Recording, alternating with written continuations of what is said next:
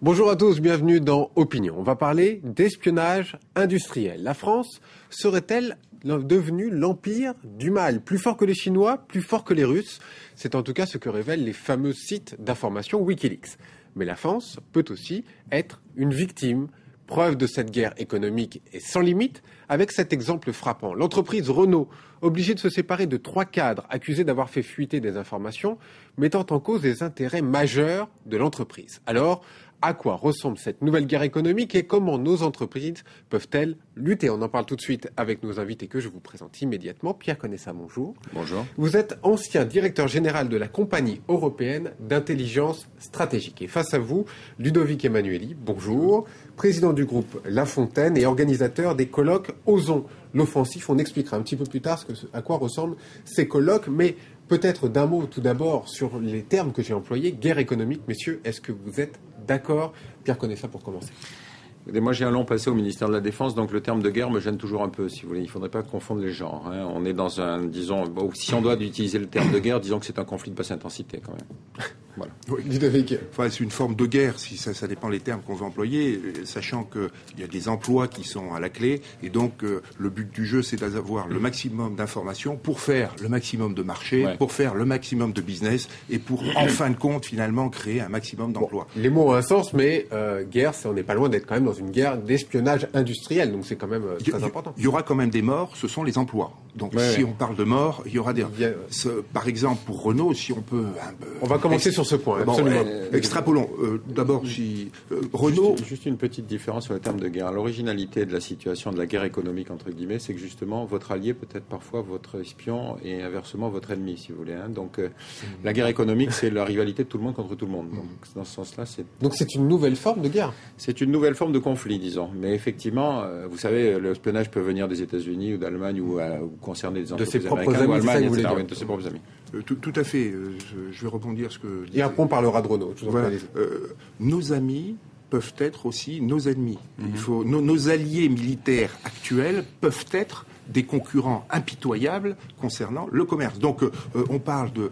dans le cas que l'on voit sur Renault, d'abord, on n'a aucun élément réel sur les choses. On nous parle de Chinois. Est-ce que ce sont des Chinois? Est-ce que ce ne sont pas des Chinois? Apparemment, le gouvernement français et les services secrets français ont des pistes sérieuses pour dire que ça viendrait de Chine. Alors, apparemment, je m'en méfie beaucoup. Donc, je préfère attendre les informations qui soient données par Renault, qui est la première concernée dans ce sens-là, pour essayer d'en tirer quelques conclusions. Mais pour le moment, il y a visiblement, Renault a eu le courage de parler de ce problème-là. Maintenant, il faut qu'il essaye de trouver le vrai problème. Si je reprends juste d'un mot, Pierre Conessa. Oui, je voulais juste vous dire un mot sur la cible chinoise. La Chine est le monde de la copie. Donc, effectivement, on a toujours une suspicion à l'égard de toute approche de chinoise ou de coopération avec les Chinois. Cela dit, vous êtes une entreprise américaine, vous voulez espionner une entreprise allemande, vous outsourcez, donc de toute façon vous utilisez un service extérieur. Si vous pouvez trouver un Chinois, c'est mieux. C'est mieux qu'un Allemand. Eh oui, bien sûr. Tout à fait, c'est plus malin. Donc il serait préférable de faire fuiter le fait que ce soit des Chinois plutôt que des Allemands, si on le suit bien. Bien sûr. Voilà, mais ça ne veut pas dire que que c'est ou des Chinois ou des Américains ou des Russes, ou on ne sait pas pour le moment. Simplement, ce qu'il faut savoir, c'est que si cette fuite d'information est avérée, elle peut coûter un certain nombre d'emplois. Peut-être que ces technologies qui sont volées peuvent coûter 10 000 emplois directs et 50 000 emplois indirects. C'est là où, au niveau de la culture de l'entreprise, il faut absolument faire quelque chose pour que cela change. Alors, la France fait un petit peu son noix blanche en disant on a été espionné, etc. Mais la France, elle espionne aussi, non? Elle est même leader, on va dire, en Europe sur l'espionnage industriel. Le titre a été attribué par les diplomates américains à partir d'une fuite de Wikileaks. De Wikileaks, on le rappelle. J'ai un peu de doute sur l'origine de la source. Vous avez des doutes aussi sur le fait que la France soit en tête, leader, on va dire, européen sur l'espionnage industriel? Oui, parce que prenez le cas, par exemple, de ADS. Dans le cas de ADS ou dans le cas d'Eurocopter, c'est la France qui a cédé de la technologie pour constituer des entités européennes. Donc prétendre que la France va être le royaume de l'espionnage, si vous voulez, est un peu en contradiction avec des stratégies industrielles qui ont contribué à construire les grandes entités industrielles européennes. Donc je le prends avec distance, si vous voulez. Si c'est pour voler le secret du hamburger de McDonald's, ça va, je crois que c'est pas vraiment un objet d'intérêt pour la stratégie française. Enfin, Ludovic Emanueli. Tout d'abord, concernant la France actuellement, la cellule d'intelligence économie, Olivier Bucquin, Gilles Gray, on préparait un dossier pour un confidentiel entreprise qui, j'espère, va au plus vite sortir et qui permettra de pénaliser, d'aller au pénal, de faire aller au pénal toute personne, toute salarié indélicat ou traître à l'entreprise, ces termes sont un peu forts, mais enfin, qui pourrait aller au pénal et donc être vraiment sanctionné. L'espionnage industriel, il faut bien le dire, c'est l'équivalent du dopage dans le sport. L'espionnage, c'est du dopage. Donc, l'intelligence économique, oui, parce que c'est légal. L'espionnage, non. Nous ne faisons pas d'espionnage industriel. Moi, à ma connaissance, la France ne fait pas d'espionnage industriel. Alors, les États-Unis ont une loi depuis une quarantaine d'années là-dessus. Est-ce qu'il faut une loi française ? Il y a une loi qui est en train de se créer, là. Il y a une loi qui devrait effectivement voir le jour, mais vous prenez le cas des États-Unis. Rappelez-vous que les premières affaires qui ont permis de traiter du réseau Échelon étaient des affaires d'espionnage industriel, puisqu'on écoutait les communications des hommes d'affaires concurrents des hommes d'affaires américains pour transmettre les informations aux hommes d'affaires américains. Donc, attention, si vous voulez, sur la pureté de chacun dans ses pratiques quotidiennes.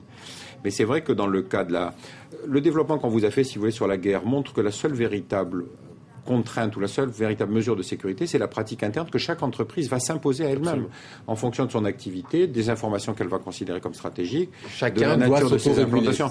Et au-delà, par-dessus tout ça, vous avez une loi qui permet de pénaliser le délit, mais en même temps, c'est par la pratique interne, parce qu'encore une fois, comme on l'a dit, vos alliés peuvent être vos ennemis. Et donc, vous ne pouvez pas penser que quand vous ouvrez votre porte, je ne sais pas, un visiteur japonais, chinois ou américain, lequel va être... D'ailleurs, ce qui pose un problème au niveau européen, tout le monde, tous les pays, toutes les entreprises, ils vont à l'unité. C'est moi, entreprise, je veux me défendre contre l'ensemble du monde. L'Europe n'a actuellement, pour X raisons qu'il faudrait changer, n'a pas de politique d'intelligence économique globale, ce qui permettrait, par exemple, dans des cadres d'appel d'offres, d'être plus fort par rapport à des marchés importants comme ceux qui sont en Chine. Juste un exemple pour les Chinois, qui au niveau des TGV a été extraordinaire d'intelligence en faisant des appels d'offres au niveau des grands constructeurs mondiaux, Japon, Canada, Allemagne et France, a fait gagner, les appels d'offres ont été gagnés par chacun sur des plans différents. On a pris la quintessence et ensuite nous faisons le meilleur TGV pour nous. Donc, les Chinois peut-être sont plus forts, les Russes également. On peut peut-être dire un petit mot de la Russie aussi, qui fait partie des leaders un peu là-dessus. Les Russes sont plus traditionnels dans leur méthode d'action. Non, ce qui est intéressant avec les Chinois, oui, c'est ça. Les Chinois, ce qui est plus intéressant, c'est cette intelligence, si vous voulez, de chacune des situations pour coordonner une action publique et une action privée. On va reprendre un exemple. Je crois que celui de monsieur était très intéressant. Je vous ai donné un autre. Jeux Olympiques de Pékin. Tout le monde s'est dit, avec les Jeux Olympiques de Pékin, les marchés de sécurité vont être gigantesques, puisque, rappelez-vous, Athènes, c'était 1,4 milliard d'euros dépensés uniquement pour des questions de sécurité. Effectivement, les Chinois ont lancé de très gros appels d'offres pour sécuriser Pékin et ses environs pendant la durée des Jeux Olympiques. Et toutes les grandes entreprises mondiales sont venues pour proposer des dossiers complets, très bien instruits. Les Chinois ont posé des questions, on a complété, etc. Mais pensez bien qu'au bout du compte, c'est pas le Parti communiste chinois qui allait confier la sécurité de la capitale pendant les Jeux Olympiques à une entreprise étrangère. Donc ils ont fait leur marché. Ils avaient toutes les offres mondiales et ils avaient la possibilité de poser toutes les questions. Et à la fin, ils ont acheté, ils ont coopéré, mais enfin, ils ont eu une stratégie de développement de l'industrie chinoise. Moi, j'ai une question. L'Europe, là-dedans. Tout à l'heure, vous en parliez, Ludovic. On est en retard. Est-ce qu'il faut une loi européenne ? Comment se passe la concurrence au niveau européen ? Je vais être un peu cru. C'est du chacun pour soi. Vive l'Europe, alors. Dans la conquête de marché, on a même du chacun pour soi entre entreprises françaises. Donc, c'est aussi... malheureusement, ça ne devrait pas exister. Oui. Le problème, c'est qu'il faut bien se souvenir de quelque chose. Une entreprise qui perd un marché, ce sont des emplois. Et les emplois, c'est de la sécu qu'on nous remboursera en plus, c'est des retraites plus longues, c'est etc. L'emploi.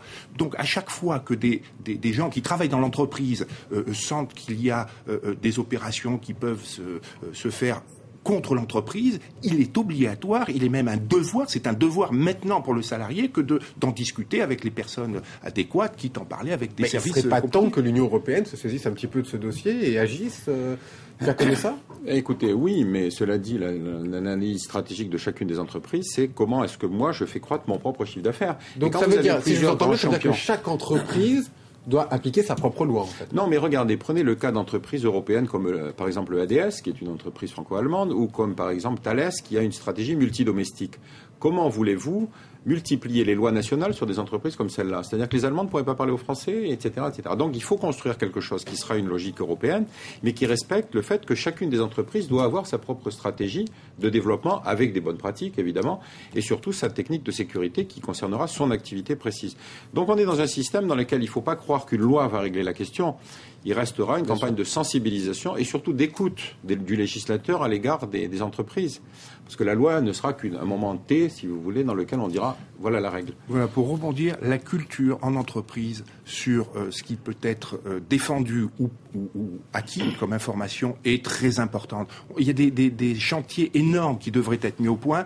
En France, malheureusement, nous n'avons pas la culture. Le gros point à changer, c'est cette culture des gens qui sont dans l'entreprise. Je vais vous donner un exemple. J'étais dans un cocktail en train de me balader, discuter, comme il se doit, pour le travail. On va dire ça. Le cocktail participe du travail. Et qu'est-ce que j'entends? Un patron, que je ne citerai pas, qui se plaignait à un autre, qui parlait à un autre en lui disant « Moi, je ne ferai rien en intelligence économique parce que je ne veux pas que mon nom soit dans le Canard enchaîné. » Alors, il troque son nom et sa vertu honorifique dans le Canard enchaîné contre 1000, 2000, 3000 emplois peut-être qu'il pourrait avoir en amenant des actions d'intelligence économique, et je répète, légales, c'est tout à fait légal. On peut être très fort. On est champion du monde dans un certain nombre de disciplines sportives en France sans dopage. Cela veut dire que l'on peut être en intelligence économique, en commerce, très fort, sans dopage, sans espionnage. Qui connaît ça? Je crois, pour aller dans le même sens que ce que disait monsieur, l'intelligence économique, c'est simplement l'organisation qui va vous permettre de traiter au mieux toute l'information qui est devenue accessible par des moyens légaux. L'extraordinaire bouleversement qui s'est passé dans ces 15 dernières années a considérablement transformé la méthode de l'espionnage. Puisqu'avant, vous vous souvenez, tout était secret, y compris la production de charbon de l'URSS. Maintenant, on est dans une situation où plus personne ne s'intéresse à la production de charbon de l'URSS, mais par contre, c'est ce noyau de domaines technologiques qui sont sévèrement protégés, qui sont le véritable enjeu de l'espionnage. Mais quand on a la possibilité d'avoir 95 ou 98% de l'information par des moyens légaux, il n'y a plus besoin d'espionnage. Non, on utilise l'espionnage que pour les moyens qui restent, que pour l'objet final, les 2% qui restent. C'est peut-être les 2% les plus importants, non? C'est certain, mais si vous n'avez pas reconstitué les 98%, les 2% ne vous servent à rien. Vous voyez la différence? Absolument. Ludovic Emanueli, vous organisez aussi des colloques sur Osons l'offensif. On sent, vous, que par rapport à Pierre Conessa, vous évoluez vers une solution offensive. Il nous reste moins d'une minute. Est-ce que vous pouvez nous expliquer en quoi cela consiste exactement? Alors, l'offensive, si vous voulez, en 2 mots, c'est le fait d'utiliser toutes les méthodes légales, innovantes, sans barrière ni tabou, qui nous permettent d'accéder à l'information. On est entouré en France d'un climat culturel qui nous interdit, par moralité un peu exacerbée ou autre, de faire un certain nombre de choses.